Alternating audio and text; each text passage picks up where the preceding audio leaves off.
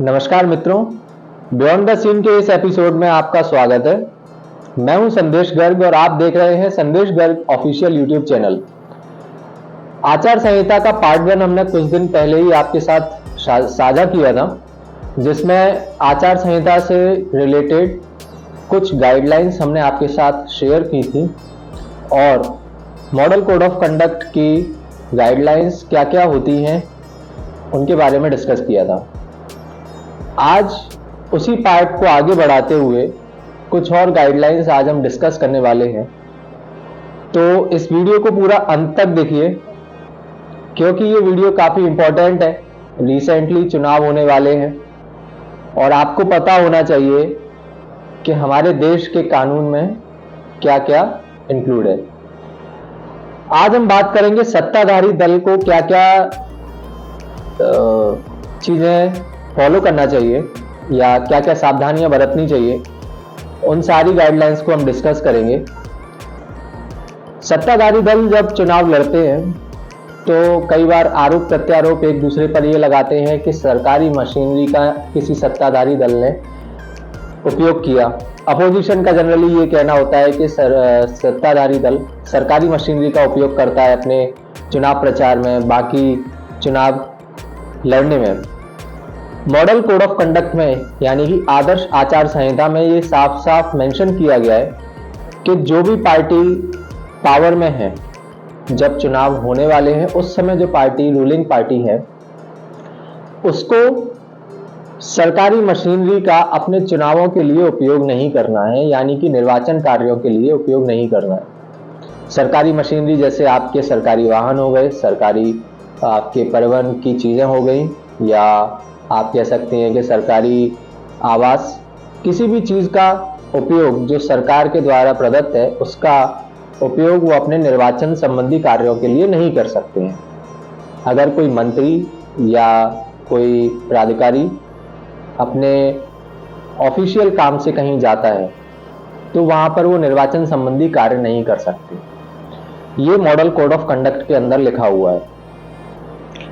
दूसरी हम बात करें दूसरी गाइडलाइन की, तो ये भी साफ तौर पे जाहिर किया गया है कि जो मैदान होते हैं या जो सरकारी आवास होते हैं या हेलीपैड्स जो होते हैं, वहाँ पर मैदानों में निर्वाचन सभाओं को आयोजित करने के लिए सरकारी जो सत्ताधारी दल है या कोई एक पार्टी का विशेषाधिकार नहीं है, सभी का समानाधिकार है और सभी पार्टियों को, सभी अभ्यर्थी यानी कैंडिडेट्स को बराबर मौका दिया जाएगा।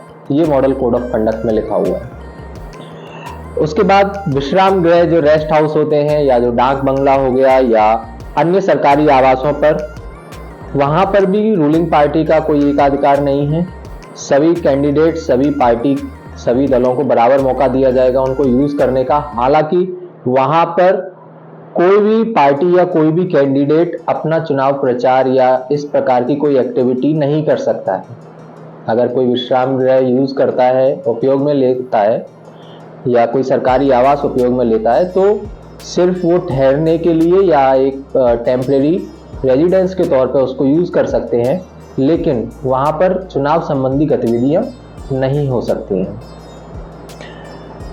कई बार ये भी आरोप लगते हैं कि सरकार जो रूलिंग पार्टी है या जो पावर में है वो सरकार के खर्चे पे, जनता के खर्चे पे, जो टैक्स से आया हुआ पैसा है उस खर्चे पे अपने बड़े बड़े एड्स निकालती है, सरकारी योजनाओं का प्रचार प्रसार बहुत बढ़ा चढ़ाकर करती है।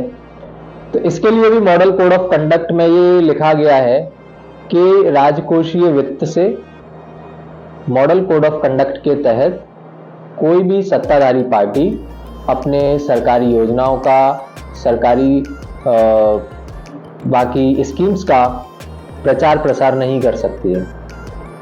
क्यों? क्योंकि अगर एक बार चुनाव की तारीख घोषित हो चुकी है उसके बाद ये सारी चीजें अनैतिक हैं। मॉडल कोड ऑफ कंडक्ट के अंदर इन चीजों को इंक्लूड किया गया है।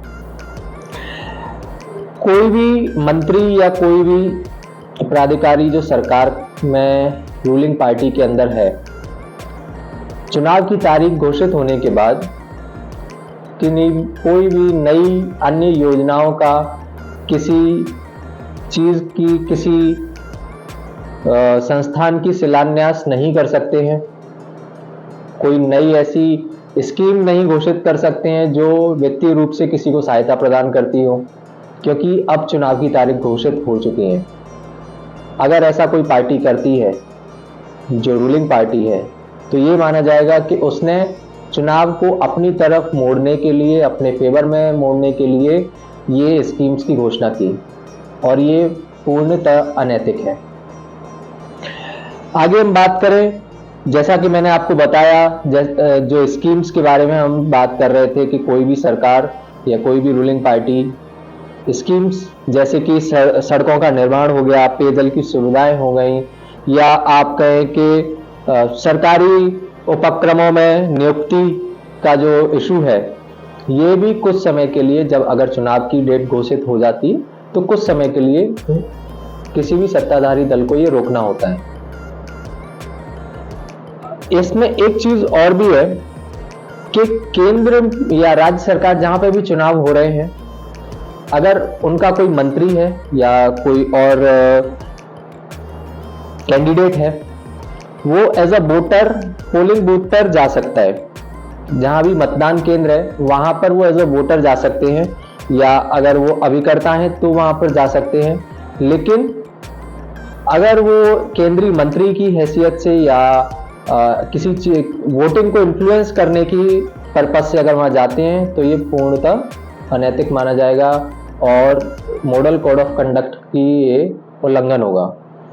तो ये मॉडल कोड ऑफ कंडक्ट यानी कि आचार संहिता से जुड़ी कुछ गाइडलाइंस थी सत्ताधारी दल के लिए, जो आज हमने इस वीडियो में डिस्कस की है आपके साथ। आई होप कि ये आपको समझ आई होंगी और काफ़ी नॉलेज भी मिलेगा इसको देखकर आपको। वीडियो को पूरा देखना है और ज़्यादा से ज़्यादा लोगों के साथ शेयर कीजिए, क्योंकि ऐसे वीडियोस आजकल सोशल मीडिया पर काफ़ी कम आपको मिलेंगे जो नॉलेज आपके साथ शेयर करें। तो ऐसे वीडियोस को प्रमोट करना आपकी जिम्मेदारी है। हमारे YouTube चैनल को सब्सक्राइब करें जो भी इस वीडियो को देख रहे हैं, और साथ में इस वीडियो को शेयर करें, और कमेंट सेक्शन में अगर आपकी कोई क्वेरी है तो मुझसे ज़रूर पूछें। Thank you.